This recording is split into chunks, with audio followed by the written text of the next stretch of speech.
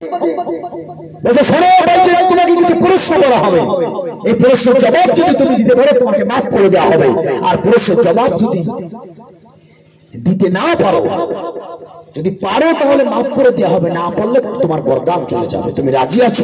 বাজিদ আল্লাহর উপরে ভরসা করে বলছে রাজি আছি। বলেন আলহামদুলিল্লাহ। প্রশ্ন শুরু হলো, এমন কঠিন কঠিন প্রশ্ন। বাজিদ বলে এমন 1002 নাই, এমন 1002 নাই, এমন 2003 নাই, এমন 5006 নাই। বাজিদ বুস্তামি রহমাতুল্লাহ আলাইহি প্রশ্ন করতে দেরি আছে, প্রশ্নের জবাব দিতে দেরি হয় না। সুবহানাল্লাহ। বাজিদ জবাব দাও, কুকুর কেন ঘেউ ঘেউ করে? কেন ঘেউ ঘেউ করে? বাজিদ বলে প্রশ্ন করতে দেরি আছে, জবাব দিতে দেরি হয় না। এরকম প্রশ্ন করতে করতে 63টা প্রশ্নের জবাব আল্লাহ বাজিদ বুস্তামি দ্বারা দিয়েছে। প্রশ্ন করার মতো আর কোনো প্রশ্ন নাই। উস্তাদ জি বলছে যাও বাজিদ তোমাকে মাফ করে দিলাম, তুমি চলে যাও। উস্তাদ শোনেন, 65টা প্রশ্ন আমাকে করা হয়েছে, জবাবকে আমি সঠিক দিতে পেরেছি। বলছে হ্যাঁ তুমি সঠিক অ্যানসার দিয়েছো। আমি একটা মাত্র প্রশ্ন করতে চাই। কয়টা প্রশ্ন? কয়টা? একটা মাত্র প্রশ্ন আমি করতে চাই। বলুন এই প্রশ্নের জবাব আপনি দিবেন কিনা? মেহেরবানি করে এই প্রশ্নের জবাবটা আপনি দিলে আমি বড় খুশি হব। এবার সাথী সঙ্গী যারা তারা কেঁপে গেছে, বেটা তোর এত বড় সাহস, তুই আমাদের উস্তাদকে প্রশ্ন করবি? তুই কি মনে করিস আমাদের উস্তাদকে তোর প্রশ্নের জবাব দিতে পারবে না? বেটা কি প্রশ্ন করবি? তোর কত ক্ষমতা আছে? বাজিদ বুস্তামি রহমাতুল্লাহ আলাইহি বলছে আমার একটা মাত্র প্রশ্ন, আর এই প্রশ্নটা হলো আকাশ এবং জান্নাতের একটা চাবি আছে। বলুন তো চাবিটার নাম কি? সুবহানাল্লাহ বলেন। আকাশ এবং জান্নাতের একটা চাবি আছে, এই চাবিটার নাম কি আপনি বলেন? উস্তাদ আমার একটাই প্রশ্ন। যেই বলেছে আকাশ এবং জান্নাতের একটা চাবি আছে, ওই চাবিটার নাম যখন বলতে বলেছে উস্তাদ আর কোনো কথা বলে না, চুপ করে আছে। সাথী সঙ্গীরা বলছে উস্তাদ আপনি কি এই প্রশ্নের জবাব কি আপনি জানেন না? কয় জানি। কয় তাহলে বলেন না কেন? না বললে তো মান ইজ্জত থাকবে না। উস্তাদ বলছে বাইজিদ উম্মতি মুহাম্মাদি আজকে আমাকে এমন প্রশ্ন করেছে, ওর জবাব যদি আমি দিই আমি উস্তাদেরই কল্লা থাকবে না। এমন প্রশ্ন আমাকে করেছে, আমি যদি জবাব দিই আমারই তো কল্লা থাকবে না। আল্লাহু আকবার। কি প্রশ্ন আর কি চাবি, এটা কি শুনতে রাজি আছেন আপনারা? ইনশাআল্লাহ আছেন তো রাজি? ইনশাআল্লাহ আমি যাওয়ার আগে বলে দেব ইনশাআল্লাহ। একটু জিকির করি লা ইলাহা ইল্লাল্লাহ।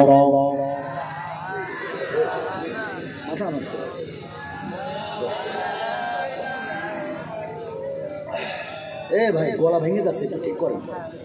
আওয়াজ ঠিক আছে? মানে গলাটা টানছে বেশি, গলাটা কেমন জানি ভেঙে যাচ্ছে। আওয়াজটা মিষ্টি করে দেন, কণ্ঠ যাতে শুকায় যায়। মুসলমান ভাইরা আমার, তাহলে আমরা আলোচনা করতেছিলাম আকাশ আর জান্নাতের চাবিটার নাম থাক, যাওয়ার আগে বলে দিব। এবার আমরা আলোচনা করতেছিলাম মুমিনের 5টা কোয়ালিটি, সূরা আনফালের 2 থেকে 3 নম্বর আয়াত। ওয়াজ মনে আছে? দ্বিতীয় নম্বর কোয়ালিটি সম্পর্কে আমরা আলোচনা করতেছিলাম ওয়াইজা কুলিয়াত আলাইহিম আয়াতুহু যাদাতুহুম ঈমানা। মুমিনের সামনে যখন কোরআন তেলাওয়াত করা হবে, কোরআন প্রচার করা হবে, মুমিনের ঈমানটা বেড়ে যাবে। আমার ভাইরা, আমার প্রিয় বাবাজিরা, তাহলে এই কোরআন নিজে শিখতে হবে, নিজের সন্তানকে কোরআন শেখাতে হবে। কারণ আমার নবী এই কোরআন আল্লাহর কাছ থেকে শিখেছে, সাহাবায়ে কেরামকে শিখাইছে, এবং এই কোরআন আমার নবী কোরআনের ইলম অর্জন করার কথা বলেছে। এই কোরআনের কথা আমার নবী বলেছে। আমার নবী এই কোরআনের কথা বলার আগে ভালোভাবে বুঝবে, এই কোরআন যারা পড়েছে, কোরআন যারা মেনেছে, তারা জিরো থেকে হিরো হয়ে গেছে। আর এই যারা কোরআন পড়ে নাই, কোরআনকে যারা বাদ দিয়েছে, কোরআনের সাথে যারা বেয়াদবি করেছে, তারা হিরো থেকে জিরো হয়ে গেছে। তার উদাহরণ হলো আবু জাহেল। এই আবু জাহেল ছিল মক্কার প্রধানমন্ত্রী। আল্লাহর নবীর সঙ্গে বেয়াদবি করার কারণে নবী যখন কোরআন তেলাওয়াত করে মানুষকে শোনাতো, আর এই কোরআন তেলাওয়াত শুনে শুনে মানুষ যখন কালেমা পড়ে মুসলমান হতো, এই আবু জাহেল কোরআনের সঙ্গে বেয়াদবি করার কারণে আবু জাহেলকে ওকে আল্লাহ এত সুরে বানিয়েছে, এত অপমানিত বানিয়েছে যে আবু জাহেল এই নামটা মুসলমানের সন্তান তো দূরের কথা, হিন্দু তার সন্তানের নামও আবু জাহেল রাখে না। কথা সঠিক কিনা? কোন হিন্দুরা, হিন্দু ভাইরা তাদের সন্তানের নাম আবু জাহেল রেখেছে? আজ পর্যন্ত আমি শুনি নাই, আপনারা শুনেছেন? তার বাড়ি হয়েছে হাজী সাহেবের জন্য শৌচালয়, মানে কি বাথরুম। আর হযরত উমর এমন কোন খারাপ কাজ নাই যা হযরত উমর করে নাই, এমন কোন অন্যায় নাই যা হযরত উমর ফারুক করে নাই। হযরত উমর যখন ইসলাম গ্রহণ করে নাই, এই আবু জাহেল উতবা সাইবা ওয়ালিদ ইবনে মুগীরা ওমরকে উস্কাই দিল। ওমর ওই আব্দুল্লাহর বেটা মুহাম্মদ কুরআন পড়ে পড়ে মানুষকে কালেমা পড়ে মুসলমান বানাচ্ছে, আমাদের ধর্মের মুখে চুনকালি মেখে যাচ্ছে, তুমি ছাড়া কেউ পারবে না, যাও তার কল্লা আলাদা করে ফেলো, তোমাকে পুরস্কার দেওয়া হবে। হযরত উমর নাঙ্গা তরবারি হাতে নিয়ে রওনা হলো আল্লাহর নবীর মাথা আলাদা করার জন্য।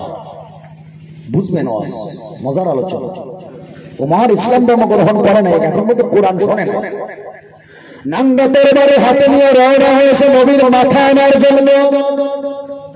পথের ভিতরে একজনের সঙ্গে দেখা, বলছে ভাই ওমর তুমি কোথায় যাও? বলছে আব্দুল্লাহর বেটা মুহাম্মাদের মাথা আলাদা করার জন্য যাই। তাই কেন যাও? তাই আব্দুল্লাহর বেটা মুহাম্মদ কোরআন পড়ে শোনায়, আর ওই কোরআন শুনে মানুষ কালেমা পড়ে মুসলমান হয়ে যায়, এটা হতে দেওয়া যাবে না। এইবার ওই ব্যক্তি বলছে তুমি আব্দুল্লাহর বেটা মুহাম্মাদের মাথা আলাদা পরে করবা, আগে তুমি তোমার ঘরের খবর রাখো কিনা যে আব্দুল্লাহর বেটা মুহাম্মাদের মাথা আলাদা করার জন্য তুমি রওনা হয়েছে। ওই মুহাম্মাদের জবানে কোরআন শুনে তোমার আপন বোন আর ভগ্নিপতি কালেমা পড়ে মুসলমান হয়ে গেছে। তোমার বোন আর ভগ্নিপতি তারা তো কোরআন তেলাওয়াত করে ঘরে বসে, এলাকাবাসী শোনে, সুবহানাল্লাহ কবেন না। ওমর বলে কি বলো? হ্যাঁ যাও তুমি দেখো। ওমর এবার চলে গেলে বোনের বাড়ির কাছে গেছে, যখন বাড়ির বাহিরে এখনো ঘরের ভিতরে ঢোকে নাই, ভিতর থেকে ওমরের বোন কোরআন তেলাওয়াত করেছে। মা আনজালনা আলাইকাল কুরআনা লিতাশকা। হযরত ওমর জীবনে প্রথম কোরআন তেলাওয়াত শুনে চিন্তা করছে কেমন সুর কেমন কণ্ঠ, তারপরও দিলটা নরম হয় না ওমরের। আস্তে আস্তে করে বোনের ঘরের দিকে ঢুকলো। হযরত ওমরের বোন দেখলো ভাই ওমর ঢুকেছে, তাড়াতাড়ি কোরআনুল কারীমটা সেরে ফেলেছে। হযরত ওমর বলছে বোন কিছুক্ষণ আগে তুমি কোরআন তেলাওয়াত করতেছিলে, কয় হ্যাঁ, তাই আজকে থেকে আর ওই কোরআন তুমি তেলাওয়াত করবে না, তুমি নাকি মুহাম্মাদের কোরআন শুনে মুহাম্মাদের কালেমা পড়ে মুসলমান হয়েছে।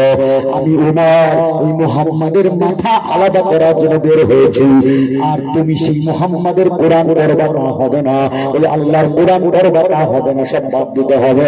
হযরত ওমরের বোন বলছে ভাই এইটা কোনোদিন সম্ভব হবে না, এই কোরআন সম্পর্কে তোমার ধারণা নাই ভাই, তুমি যদি একবারে কোরআনের মজা পাইতা তাহলে জীবনে কোনোদিন কোরআনের বিরুদ্ধে তুমি চলতা না, আর নবীর মাথা আনার জন্য তুমি রওনা হতা না। ওমর এবার চিন্তা করলো কি করা যায়, বোনকে ধমক দিল, বোন ধমকে কাজ হয় না, এবার লাঠি দিয়া মারতে শুরু করলো। মারতে মারতে একবার যায় ওমরের বোনের শরীর থেকে রক্ত বের হচ্ছে। এবার বলছে তোমার শরীর থেকে রক্ত বের হচ্ছে, তুমি তারপরে কোরআন ছাড়বে না, কি মজা পাইছো? তোমার বোন বলছে ভাই তো সামান্য রক্ত বের হয়েছে, এই কোরআনের ভিতরে এমন ভাষা চলে ভাই, রক্ত নয়, যদি আবার জীবন চলে যায় এই কোরআন আমি ছাড়বো না। সুবহানাল্লাহ। হযরত ওমর ফারুক রাদিয়াল্লাহু তাআলা অবাক হয়ে গেল, ভাই বোন, যে কোরআনের জন্য তোমায়া শরীর থেকে রক্ত বের হয়, তারপর কোরআন ছাড়তে চাও না, দাও ওই কোরআনটাকে আমার হাতে দাও, ওই কোরআনটা আমি হাতে নিয়ে দেখতে চাই।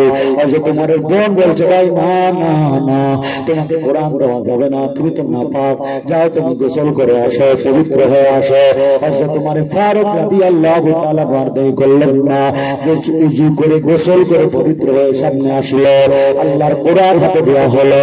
হযরত ওমর কোরআন হাতে নিল, চোখ দিয়ে টপ টপ করে পানি পড়া শুরু হলো। হযরত ওমর কোরআন উল্টায়, ঈমানটা বেড়ে যাচ্ছে, তেলাওয়াত শুরু করে দিল, তাহা মা আনজালনা আলাইকাল কুরআন লিতাশকা ইল্লা তাযকিরাতাল লিমান ইয়াখশা। কোরআন তেলাওয়াত শুনে আমার ঈমানটা বেড়ে গেল, এমন ভাবে ঈমান বেড়ে গেল, তোমার পাগল হয়ে গেল। দেরি করল না, তরবারি হাতে নিয়ে আমার নবীর দরবারে দৌড় দিয়েছে। সাহাবী দেখছে তোমার তরবারি হাতে নিয়ে আসতেছে, সাহাবা একরাম ভয় পেয়ে গেল, ইয়া রাসূলুল্লাহ, ইয়া হাবিবাল্লাহ, আপনি কেন থাকবেন না নবী গো? এবার আসতেছে তরবারি নিয়ে, নবীজি না জানি আপনার সঙ্গে কোনো বেয়াদবি করে ফেলে, ওগো নবী আপনি এখনই অন্যত্র চলে যান।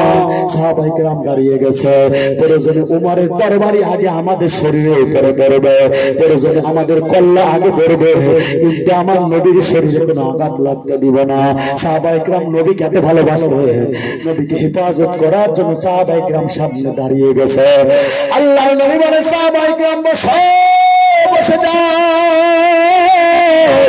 তোমরা উমরকে বাধা দিও না, আমার কোনো ক্ষতি করবে না। আমি নবীর কেমন জানি মনে হয় ইসলামের জন্য কবর করেছে। আমার ভাইরা, সাহাবায়ে কেরাম বসে গেল, আমার নবী বসে আছেন। যে ওমর আমার নবীর মাথা আলাদা করার জন্য তরবারি নিয়ে বের হয়েছিল, আমার নবী তাকিয়ে দেখে ওই ওমরের চেহারাটার ভিতরে কোরআনের নূর এসে গেছে। আমার নবীর চেহারা, আমার নবীর চোখের মধ্যে স্পেশাল পাওয়ার ছিল, মুজিজা ছিল। আমার ভাইরা, হযরত ওমর এবার আল্লাহর নবীর কাছে এসে তরবারিটা নবীজির পা মোবারকের কাছে রাখলেন, আর ডাক দিলেন, নবীজি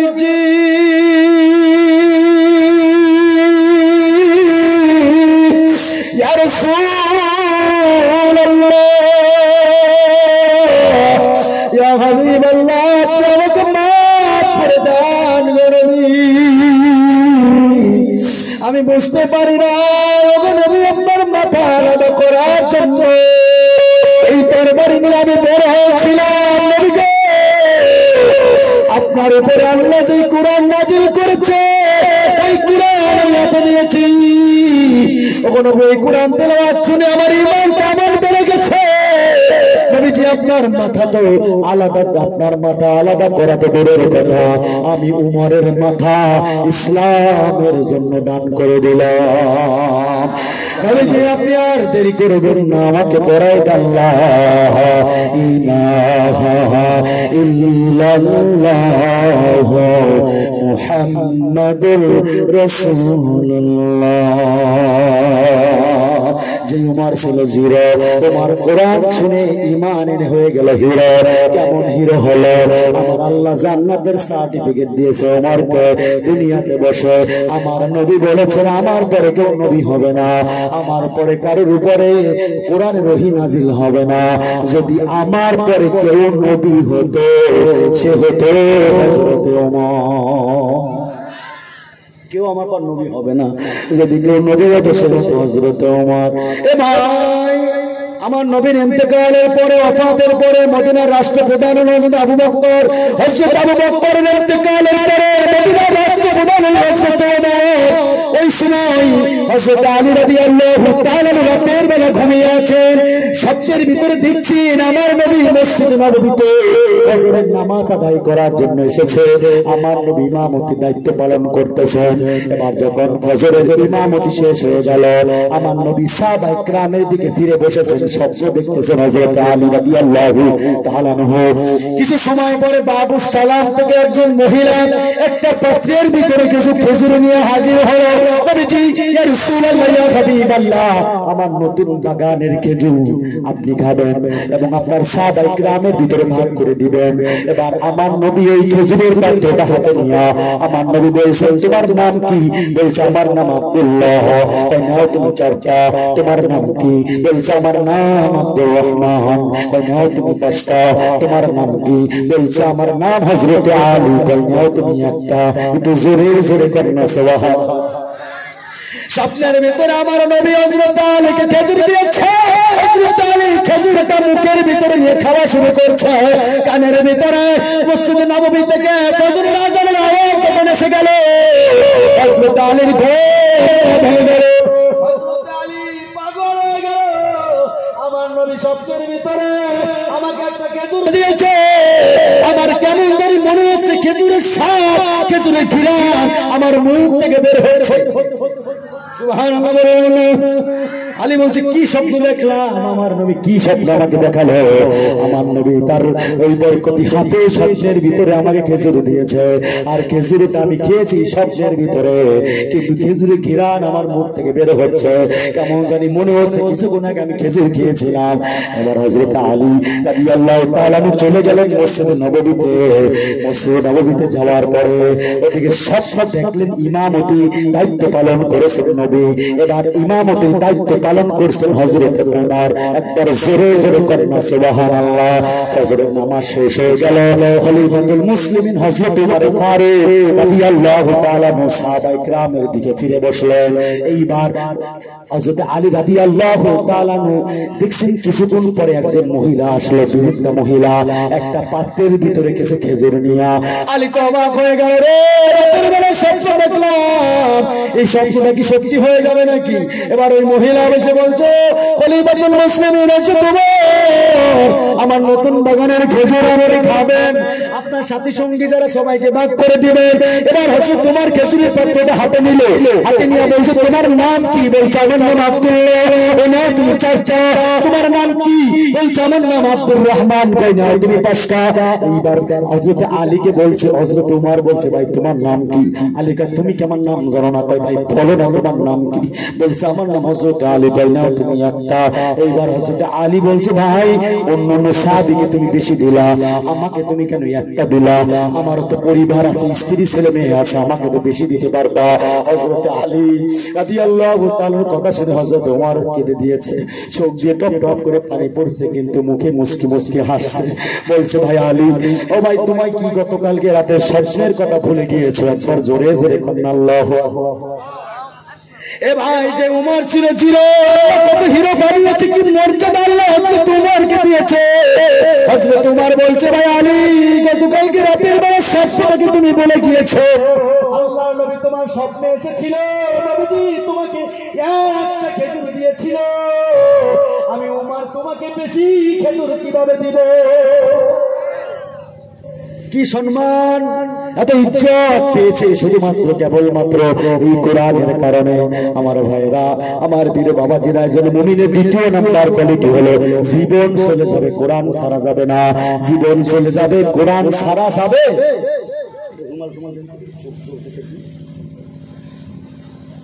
জীবন চলে যাবে, জীবন চলে যাবে, কিন্তু কোরআন ছাড়া যাবে না। আমার নবীর উপরে 40 বছর কিন্তু আমার নবীর উপরে কোনো অত্যাচার নির্যাতন হয় নাই। আমার নবী যখনই কোরআনের কথা বলেছে, কোরআন তেলাওয়াত শুরু করেছে, তখনই আবু জাহেল, উতবা, সাইবা, ওলীদ ইবনে মুগীরা, আবু লাহাব, আবু তালেব, তখনই আমার নবীকে পাগল নবী বলেছে যে নবীর শরীরে মশা পড়া, মাছি পড়া হারাম ছিল। এই কোরআনের দাওয়াত দেওয়ার কারণে ওই নবীর শরীরে পাথর মেরেছে। কথা বলেন ঠিক কিনা? জোরে বলেন ঠিক কিনা? নবী যখন ছোট ছিল তখন তো আবু জাহেল আমার নবীকে কত ভালোবাসে। ওই আবু তালেব আমার নবীকে এত ভালোবাসতো, আমার নবী না খাইলে ওরাও খাইতো না, আমার নবী অসুস্থ হলে ওরাও কাঁদতো। যখনই আমার নবী সত্য কথা কোরআনের কথা যখনই বলা শুরু করলো তখনই কেঁপে গেল। আমার নবীর বয়স যখন 8 বছর 2 মাস, একটা সত্য একটা মজার ঘটনা মনে পড়ে গেল বাজান। নবীর বয়স যখন 8 বছর 2 মাস, চাচা আবু তালেবের সঙ্গে আমার নবী বকরি চড়াতে যেতেন। বকরি চড়াতে যেতেন এই মরুভূমির ভিতরে। বকরি চড়াতে চড়াতে হঠাৎ করে নবীজি সাল্লাল্লাহু আলাইহি ওয়াসাল্লামের চোখের ভিতরে ব্যথা শুরু হলো। ব্যথা, চোখের ভিতরে ব্যথা শুরু হলো। যত দিন যায় নবীজির চোখ পানি পড়ে, কষ্ট হয়। দেখুন যে আবু তালেব আমার নবীর বিরোধিতা করেছে কোরআনের দাওয়াত দেওয়ার পরে, কিন্তু নবীর বয়স যখন 8 বছর 2 মাস ছিল, আবু তালেব কিন্তু আমার নবীকে কলিজার চাইতে বেশি ভালোবাসে। মক্কায় চলে গেছে, ডাক দিয়েছে, মক্কাবাসীরা শোনো, আমার ভাতিজা মুহাম্মাদের চোখের ভিতরে ব্যথা শুরু হয়েছে। তোমাদের কাছে কি এমন কোন ডাক্তার বা কবিরাজের খবর আছে কিনা, খোঁজ খবর আছে কিনা? এমন কোন ভালো একজন চক্ষু বিশেষজ্ঞ ডাক্তারের খোঁজ খবর আমাকে দাও, মুহাম্মাদের চিকিৎসা করাতে হবে। শোনো মক্কাবাসীরা, আমি ওয়াদা করলাম আব্দুল্লাহর বেটা মুহাম্মাদের চোখের ব্যথা যত সময় পর্যন্ত ভালো না হবে, আমি আবু তালেব তত সময় পর্যন্ত আমি মুখে পানীয় পর্যন্ত দিব না। কি ভালোবাসা আমার ভাইরা, আমার প্রিয় বাবাজির। এবার মক্কা লোকেরা এবার বললো, আবু তালেব শোনো, মুহাম্মাদের চোখের যে অবস্থা, তাকে চিকিৎসা করার মতো ভালো কোনো ডাক্তার এই মক্কায় নাই। তবে একজন ডাক্তারের খবর আমরা জানি, তার বাড়ি, তার চেম্বারটা হলো এখান থেকে 80 কিলোমিটার দূরে। কত কিলোমিটার? কত কিলোমিটার? মজার ঘটনা বাজান, এখান থেকে 80 কিলোমিটার দূরে তার চেম্বার। সে হলো একজন বাইবেলের ডাক্তার, একজন বাইবেলের আলেম, বাইবেলের ডাক্তার। তবে শরীর বড় কঠিন, কঠিন মন মানসিকতার মানুষ। প্রথমে তার কাছে যেতে হবে, তার কিছু নিয়ম আছে। প্রথমে কম্পাউন্ডারের কাছে গিয়া তার নাম লেখাতে হবে, এরপরে লাইনে দাঁড়াতে হবে। কোনো তাড়াহুড়া করা যাবে না, লাইনে এদিক সেদিক করা যাবে না। এরপরে ডাক্তারকে ডাক দেওয়া যাবে না, কোনো ইশারা করা যাবে না। যদি তোমরা এইরকম কোনো ভুল করে ফেলো তাহলে শাস্তি স্বরূপ 80টা পেটের আঘাত তাকে দেওয়া হবে। সাবধানে থাকবে। ও আমার ভাইরা, এদিকে আবু তালেব চিন্তা করলো কি করা যায়। আব্দুল্লাহর বেটা মুহাম্মাদের চোখের ভিতরে, ভাতিজা মুহাম্মাদের চোখের ভিতরে এত ব্যথা, এদিকে আবার 80 কিলোমিটার দূরে কিভাবে যাব? আমার নবীকে নিয়ে আবু তালেব তার নবী, মার নবী, ছোট মানুষ, ঘাড়ের উপরে উঠালেন। আল্লাহু আকবার, আরো জোরে করেন আল্লাহু আকবার। আমার নবীকে ঘাড়ের উপরে উঠালেন, কিতাব এসেছে আমার নবীকে ঘাড়ে উঠালেন, হাঁটা শুরু করবে, নিয়াত করেছে। এ যুবক, আমার নবী তো ছিল আমার নবী, আমার দয়ার নবীকে ঘাড়ের উপরে নিয়ে, রহমতের নবীকে ঘাড়ের উপরে নিয়ে আবু তালেব যখনই একটা কদম পা দিল, একটা কদম পা দিল, আমার আল্লাহ নবীর বরকতে একটা কদমে 80 কিলোমিটারের পথ এক কদমে আমার আল্লাহ পার করে দিয়েছে। 80 কিলোমিটারের পথ এক কদমে পার হয়ে গেছে, এক কদমে পার হয়ে গেছে। দেখতেছে ডাক্তারের চেম্বার অবাক হয়ে গেল। আবু তালেব বুঝে গেল এটা মুহাম্মাদের আল্লাহর কাজ ছাড়া আর কেউ না, মুহাম্মাদের বরকতে তার আল্লাহ এটা করেছে। আবু তালেব দেরি করলেন, কম্পাউন্ডারের কাছে নিয়ে গেল। কম্পাউন্ডার জিজ্ঞাসা করবে, আমার নবীকে তোমার নাম কি? আমার আল্লাহ জিব্রাইলকে বলল, জিব্রাইল তাড়াতাড়ি যা, আমার মুহাম্মাদের, আমার বন্ধুর চোখে রাখা। আবার মুখে বলবে ওর নাম কি, মুখে বলবে বাবার নাম কি, আমার বন্ধুর কষ্ট হবে। ও জিব্রাইল, তুই দেরি করিস না, তাড়াতাড়ি গিয়া ওই কম্পাউন্ডারের হাতের কলমটা তুই নিয়া আমার বন্ধুর নামটা খাতায় লিখে দে। কম্পাউন্ডার রেডি, নবীজির নাম লিখবে, জিজ্ঞাসা করবে তোমার নাম কি বাবা। এদিকে জিব্রাইল হাজির, কলমে লেখা শুরু হয়ে গেল। আব্দুল্লাহর বেটা মুহাম্মদ, কম্পাউন্ডার অবাক, নাম জিজ্ঞেস করতে পারলাম না, কলমে একা একা লেখা শুরু হয়ে গেছে। সুবহানাল্লাহ বলেন। এ আমার ভাইরা, আমার নবী আমার লাইনে দাঁড়িয়েছে। লাইনে দাঁড়ানোর পরে আমার নবী আবু তালেবকে বলছে, চাচা জান আমার খুব ক্ষুধা লেগেছে, খাবার খাও। ভাতিজা মোহাম্মদ তুমি তো দেখি বিপদে ফেলবা, এমনিতেই ডাক্তার বড় কঠিন, শর্তের কথা কি ভুলে গিয়েছে? এদিক সেদিক হলে 80টা পেতে রাখা। কয় না চাচা আমার ক্ষুধা লেগেছে। আবু তালেব আমার নবীকে কত ভালোবাসতো, চিন্তা করছো আমার ভাতিজা মোহাম্মদের চোখের ভিতরে দেখা, আবার ক্ষুধা লেগেছে। না না ভাতিজা মোহাম্মদকে কষ্ট দেওয়া যাবে না। বলো ভাতিজা মোহাম্মদ শোনো, তুমি লাইনে দাঁড়াও, তবে কোনো ঝামেলা করবা না, ডাক্তারকে কোনো ইশারা দিবা না, আমি তোমার জন্য খাবার আনার জন্য রওনা হলাম। আমার ভাইরা, এবার আমার নবীকে রেখে আবু তালেব খাবার আনতে গেল। আমার নবী লাইনে দাঁড়ায় আছে, আমার নবী এবার ডাক্তারকে খুঁজে, ডাক্তার গেল কই, লাইনে কত সময় দাঁড়াবো। এবার আমার নবী ডানে তাকায় বামে তাকায়, ডাক্তারের চেম্বারের দিকে রুমের দিকে যখন তাকালো, দেখো দরজাটা কিছুটা ফাঁকা রয়েছে, ডাক্তারের চেহারা পুরোপুরি দেখা যায় না। আমার নবী চোখেও ভালো দেখতে পারছে না, ঝাপসা ঝাপসা দেখা যায়। আমার নবী হাত উঁচু করে ডাক্তারকে বলছে, ডাক্তার সাহেব। আল্লাহু আকবার বলেন। আমার আল্লাহ বলছে, জিবরাইল আমার বন্ধুর চোখে ব্যথা, ওদিকে ডাক্তার দরজা খোলা রাখে নাই। আমার নবী হাত উঁচু করে ডাক্তারকে ডাকে, দেখতে চায়। ডাক্তার আমার নবীকে দেখছে না, তুমি দরজাটা খুলে দাও। সুবহানাল্লাহ কন্যা হযরত জিবরাইল আলাইহিস সালাতু ওয়াস সালাম আর দেরি করলেন না, দরজা খুলবে কি দরজা ধরে টেনে ছুঁড়ে অন্য জায়গায় দূরে ফেলে দিয়েছে। ডাক্তার এবার কেঁপে উঠেছে, দরজা খুলে গেল কোথায়?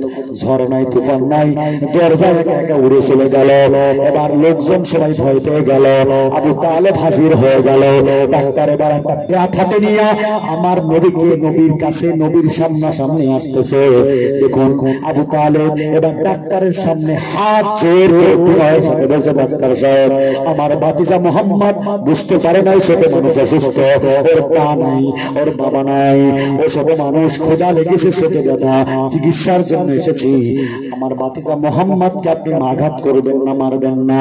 80টা বেতের আঘাত যদি আমার ভাতিজা মোহাম্মদকে দেওয়া হয়, আমার ভাতিজা মোহাম্মদ সহ্য করতে পারবে না। প্রয়োজনে আপনি আমাকে 80টা বেতের আঘাত মারেন, কিন্তু আমার ভাতিজা মোহাম্মদকে মারবেন না। এই আমার যুবক ভাইরা, ডাক্তার আমার সামনে আসলো, আমার নবীর সামনে এসে দাঁড়ালো। আমার নবীর সামনে এসে দাঁড়ানোর পরে কম্পাউন্ডার যিনি অ্যাসিস্ট্যান্ট, যিনি তাকে বলছে তালিকাটা নিয়ে আসো। এবার যখন ওই তালিকা আনা হলো, এবার আল্লাহর নবীর সামনে দাঁড়ায় ডাক্তার এবার বলছে, তোমার নাম কি? বলছে আমার নাম হলো মুহাম্মদ।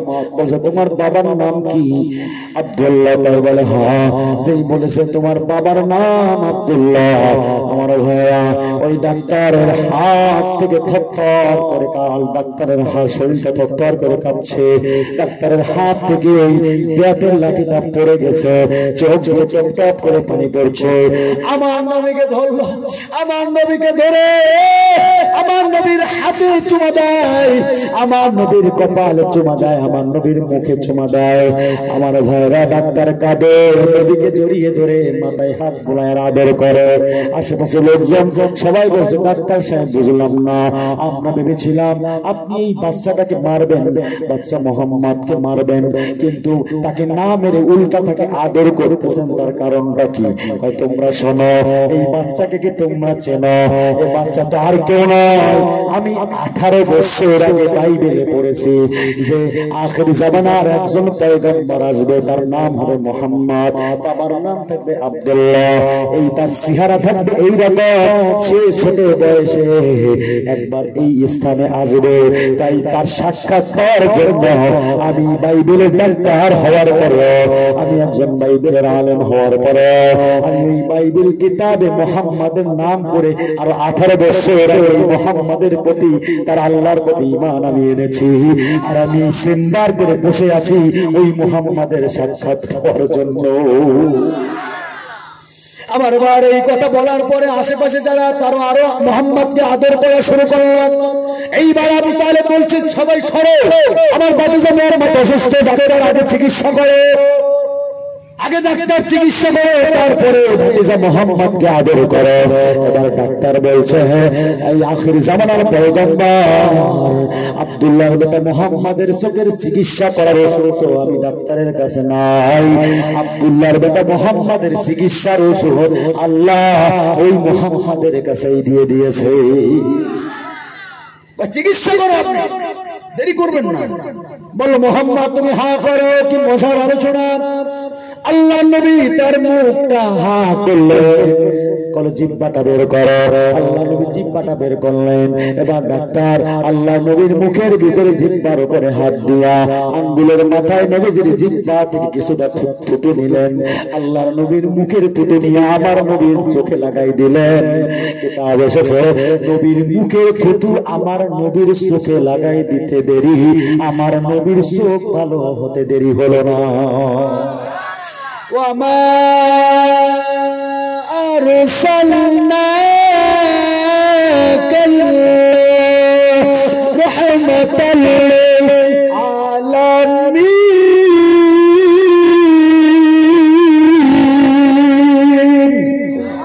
আরো বলেন আল্লাহু আকবার। আমি বলতে চাই আমার নবীকে যে আবু তালেব এত ভালোবাসতো, যে আবু লাহাব এত ভালোবাসতো, আমার সময় কম, আমি এত ঘটনা বলতে পারবো না। আমি বোঝাতে চাই ওই নবী যখন কোরআনের কথা বলেছে তখনই নবীর উপরে হামলা শুরু হয়েছে, নবীর উপরে মামলা শুরু হয়েছে, নবীর উপরে কত অত্যাচার নির্যাতন করেছে। আমার ভাইরা আজকে গোটা পৃথিবীতে দেখবেন, আমি আপনাদের এলাকায় কি অবস্থা জানি না, আমার বাংলাদেশের কথা বলি, আমার বাংলাদেশের যে সমস্ত আলেম ওলামা স্টেজে উঠে আর মসজিদের মিম্বারে বসে কোরআনের সঠিক কথা বলে, এই আলেমকে নয় জেলে আটকায়, আর নয় গুলি করে মারে, আর নয় তাকে যাবজ্জীবন কারাদণ্ড দেয়। কথা বলেন ঠিক কিনা? আছে না? আমার কত আলেমদেরকে বিনা দোষে জেলে আটকায় রাখা হচ্ছে। কোন দেশটা একটাই দেশ কোরআনের সত্য কথা বলেছে।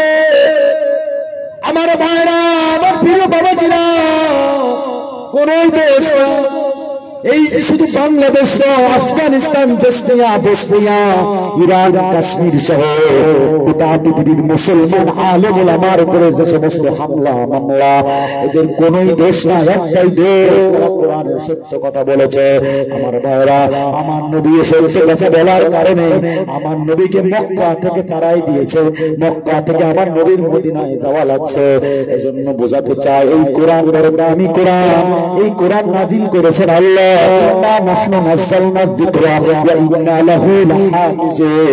এই কোরআন নাজিল করেছেন আল্লাহ, হেফাজতের দায়িত্ব নিয়েছেন আল্লাহ। ওই নবীর উপরে আল্লাহ এই কোরআন নাজিল করেছে। এই কোরআনের অনেক দাম, অনেক সম্মান। একবার চিৎকার মেরে বলে সুবহানাল্লাহ। আমার ভাইরা, আমার প্রিয় বাবাজিরা, ভালোভাবে বুঝতে হবে বিষয়টা। আপনাদের এলাকায় কাক আছে নাকি? কাক কাক জানেন? কাক কথা কয় কাক দেখবেন রাতের বেলা, দিনের বেলা ঘুমিয়ে আসেন, সকাল বেলায় কানের কাছে এসে কা কা কা কা করে ডাকে।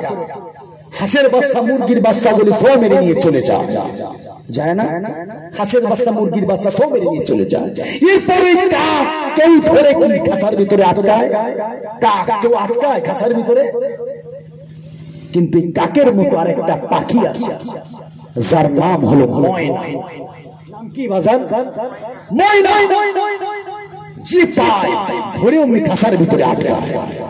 জিজ্ঞাসা করা হলো, ময়না তুমি তো কারো ঘুমে ডিস্টার্ব করো না, কারো হাঁসের বাচ্চা, মুরগির বাচ্চা সব মেরে নিয়ে যাও না, তাহলে তোমাকে কেন আটকায় রাখা হলো? তখন ময়না বলছে, আমার কোনোই দোষ না, একটাই দোষ, একটাই দোষ, আমি সত্য, আমি তো সুন্দর কথা বলতে পারি। মুসলমান আজকে গোটা পৃথিবীতে আলেম ওলামার উপর অত্যাচার নির্যাতন, কোরআন ওয়ালাদের উপর অত্যাচার নির্যাতন, মাদ্রাসা নিয়ে বদনাম, মসজিদ নিয়ে বদনাম, আমার নবীকে পর্যন্ত গালি দেয় আছে না নাই? কোনই দোষ নয়, একটাই দায়, তারা দিন প্রচার করছে, সত্য কথা বলছে, ন্যায়ের কথা বলছে, আল্লাহ এবং আল্লাহ রাসূলের দাওয়াত মেহনতের কাজ করার কারণে কিছু মানুষের ভালো লাগে না। আবু জাহেল, উতবা, শায়বা, ওয়ালিদ ইবনে মুগীরা, উত্তরসূরি, এদের রক্ত যাদের মধ্যে আছে, আমার ভাইয়েরা, আমার প্রিয় বাবাজিরা, তারাই আমার নবীকে যেমন অত্যাচার করেছে সেই ধারাবাহিকতায় আজকে আলেম ওলামার উপর অত্যাচার নির্যাতন হচ্ছে। তবে ভয় পাওয়ার কিছু নাই, টেনশন করার কিছু নাই। যারা কোরআন যাদের মধ্যে আছে, ইসলাম যাদের ভিতরে আছে, জীবন চলে যাবে, কোনোদিন অন্যায়ের কাছে মাথা নত করবে না। কথা বলে, কথা বলে না, ঠিক না বেঠিক? আর মুমিনের কোয়ালিটি তো তাই। এরপরে রাতে আসতেছে আমার ভাইরা, মুমিনের তৃতীয় নাম্বার কোয়ালিটিতে আমরা যাব। আল্লাহ বলেন ওয়া আলা রাব্বিহিম ইয়াতাওয়াক্কালুন।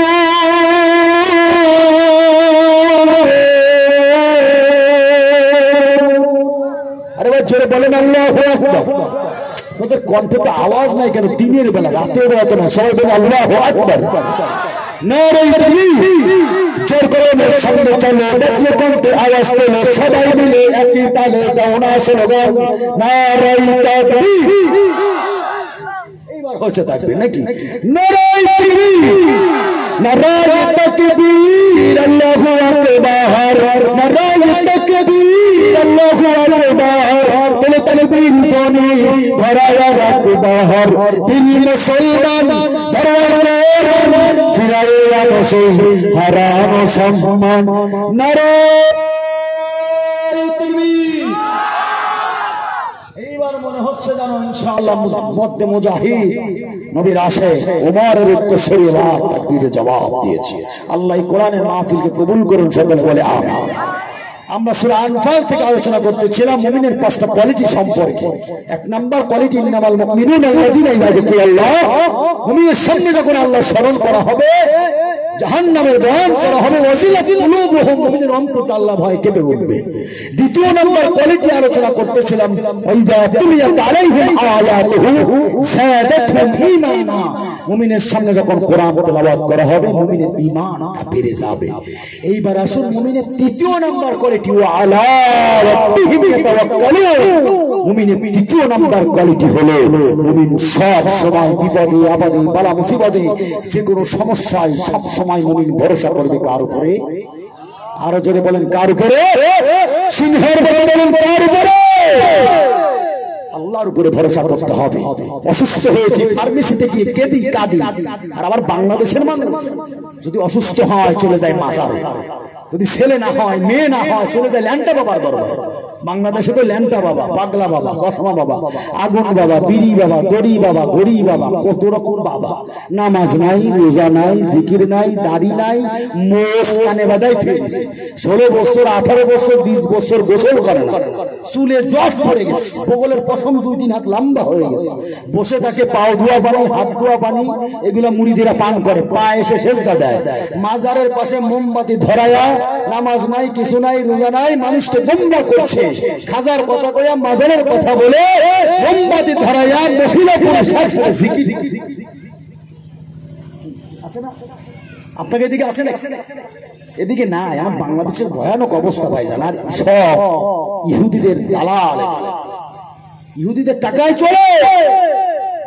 কষ্ট লাগে যে বাংলাদেশে 96% মুসলমান, যে দেশের মসজিদের মুয়াজ্জিন আজান না দিলে জাতির ঘুম ভাঙে না, যে দেশের মসজিদের মুয়াজ্জিন আজান দিলে মা বোনেরা মাথায় কাপড় দিয়ে সম্মান প্রদর্শন করে, যে বাংলাদেশের চরমভূমিতে ঘুমিয়ে আছে শাহজালাল, যে দেশের চরমভূমিতে ঘুমিয়ে আছে খানজাহান, যে দেশের চরমভূমিতে ঘুমিয়ে আছে সেই দুনিয়ার মতো সংস্কৃতির আউলিয়া, সেই বাংলার ভূখণ্ডের ল্যাংটা বাবা, পাগলা বাবা, চশমা বাবা, তরি বাবা, আন্টি বাবা, কিছুর অভাব নাই। শিরক, বিদআত, অন্যায়, অপরাধ, ইসলাম বিরোধী, কুরআন বিরোধী, নাস্তিক, মুরতাদ, আলেম বিরোধী, নবী বিরোধী লোকের অভাব নাই। কথা বলে ঠিক কিনা মুসলমান?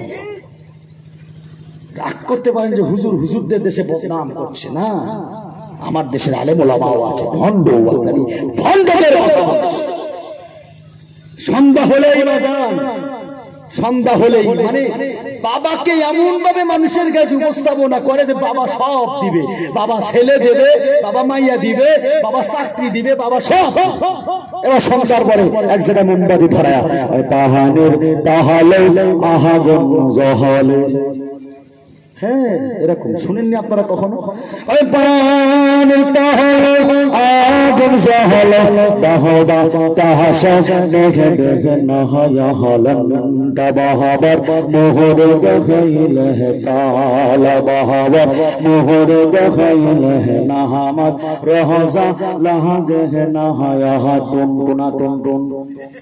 নাউজুবিল্লাহ। ও তো ওরকম ভণ্ডকে কথা বলবো, সময় কম, এখানে আলেম ওলামা উস্তাদ জিরা আছে। জীবন মরণ না হুবা সাইলাম বাবা তোর নামে, আমার লইয়া যাও গো মদিনার প্রাণে।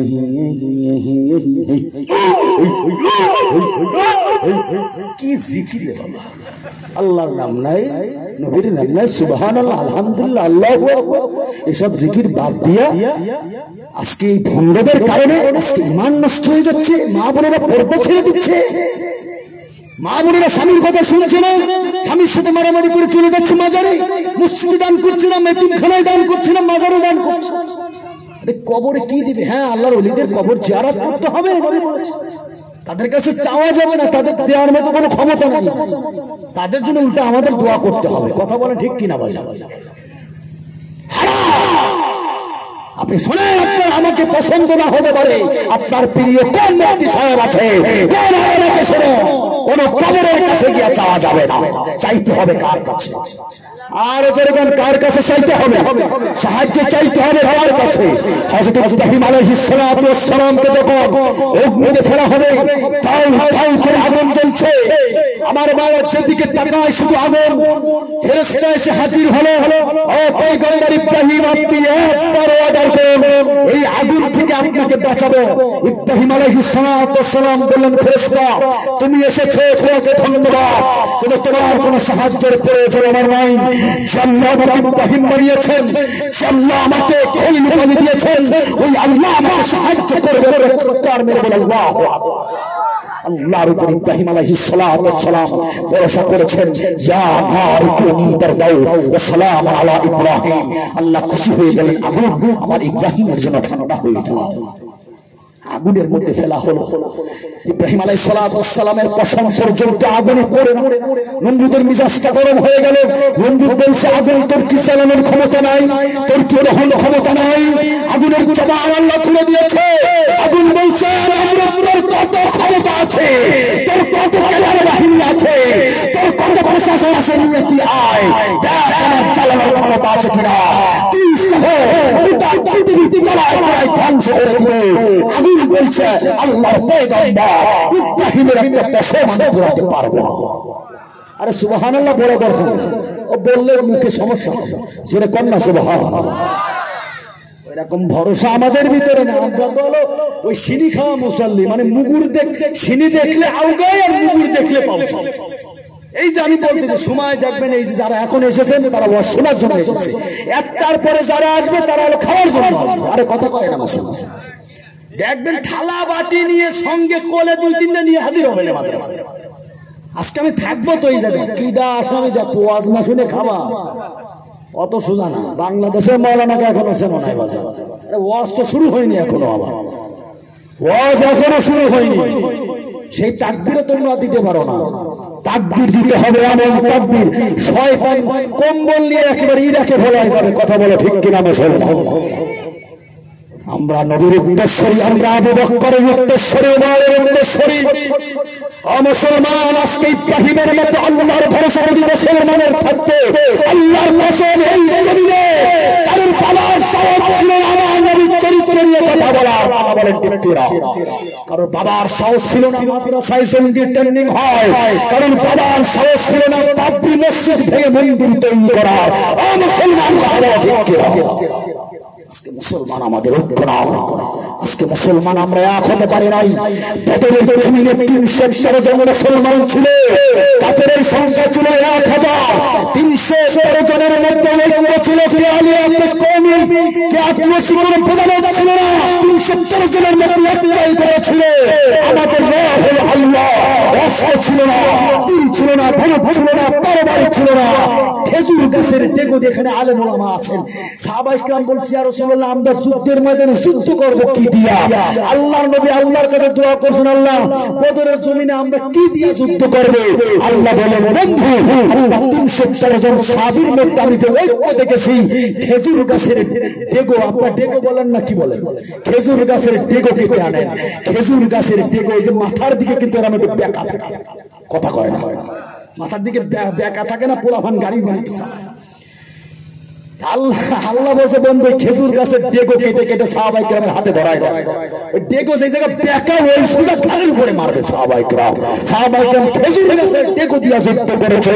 আল্লাহর উপরে ভরসা করে লিল্লাহি তাকবীরের আল্লাহকে মাথায় কাফনের কাপড় ধরে সাহাবায়ে কেরাম যুদ্ধের ময়দানে সাফিয়ে পেয়েছে। আল্লাহ বিজয় চান করেছে। মুসলমান কথা বলে ঠিক কিনা? মুসলমানের পাওয়ার কোন জায়গায় মুসলমানের অস্ত্র লাগবে না, মুসলমানের বোমা লাগবে না, মুসলমানের সবচেয়ে বড় অস্ত্র হলো ঈমান, তাকবীর, নারায়ে তাকবীরের আওয়াজ। কথা বলে ঠিক কিনা? আজকে তো সেই তাকবীর আমরা দিতে পারি না। নবীজিকে ভালোবাসি, কথা কথা, নবীজিকে ভালোবাসি তো ভালোবাসি, নবীর মাদ্রাসাকে ভালোবাসি। দেখি কেমন ভালোবাসার স্লোগান হবে। নবীজির সাহাবী সিদ্দিক আবিদার আবু বকর সিদ্দিক রাদিয়াল্লাহু তাআলা এই পৃথিবীতে কোন দেশে নাই নেই বিচারের মর্যাদা বিশ্বনবীর বিশ্বস্ত সাহাবী ওমর বিন খাত্তাব দেশে নাই, খালিদ বিন ওয়ালিদ রাদিয়াল্লাহু তাআলা দেশে নাই, খাত্তাব দেশে নাই, সুবাইর দেশে নাই। আল্লাহর কসম নবীর উম্মতের আজ পর্যন্ত ভারতের জমিন থেকে বিদায় নাই। কথা বলেন ঠিক কিনা? যদি আমার নবীর চরিত্রের উপর আঘাত করার চেষ্টা করা হয়, এ দেশে যত সমাজ প্রাণ আছে, যত সমাজ আছে, সমস্ত রাষ্ট্রিক সাহায্য আল্লাহর কসম নবীর ইজ্জতে আরে আমার ইজ্জতে মসজিদ মাদ্রাসা ইজ্জতে ফিরে ফিরে যায় না করতে না করা করা হাত কিছু করে তাকবীর দিয়ে দেখা।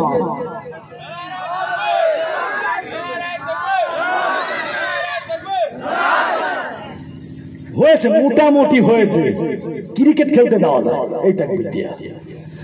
তাকবীর দিতে হবে পিতা মানুষের মতো, আল্লাহ খুশি হবে। মিশকাতের ব্যাখ্যা গ্রন্থকার মিরকাদের মধ্যে আল্লামা মোল্লা আলী কারি রাহমাতুল্লাহ আলাইহি বলে, কোরআন হাদিসের মাহফিলে মুসলমানরা যখন তাকবীর জোরে দেয়, সুবহানাল্লাহ আলহামদুলিল্লাহ জোরে বলে, আমার আল্লাহ তত বেশি খুশি হয়। তাকবীরের আওয়াজ কত জোরে হবে, আল্লামা মোল্লা আলী কারি বলে, শয়তান তত বেজার হয়। এজন্য তাকবীর দিতে হবে। লিল্লাহি তাকবীর, আল কোরআনের আলো, কোরআন সুন্নাহর আলো, আজকে মাহফিল সফল হোক। আমি বলবো সফল হোক, আপনারা কবেন আজকের মাহফিল। আমি বলবো আজকের মাহফিল, আপনারা বলবেন সফল হোক। সফল হোক। আল্লাহ কবুল করুন, সকলে বলে আমিন। জিকির করি লা ইলাহা ইল্লাল্লাহ,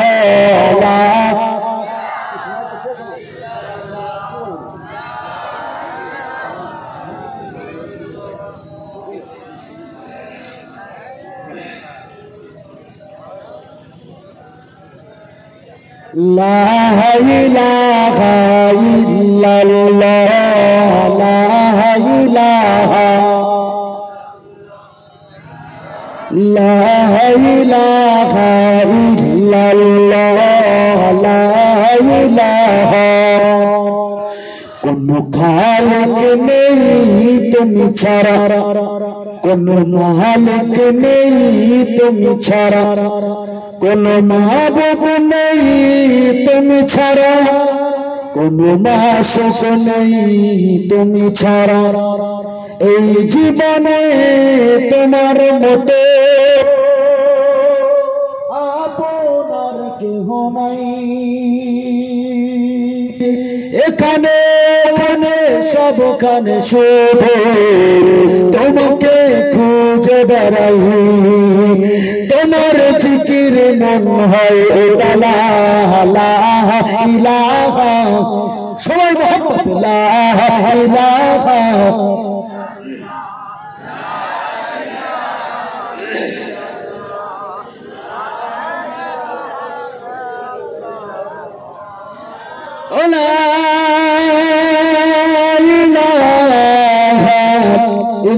ইল্লাল্লাহ মুহাম্মাদুর রাসূলুল্লাহ।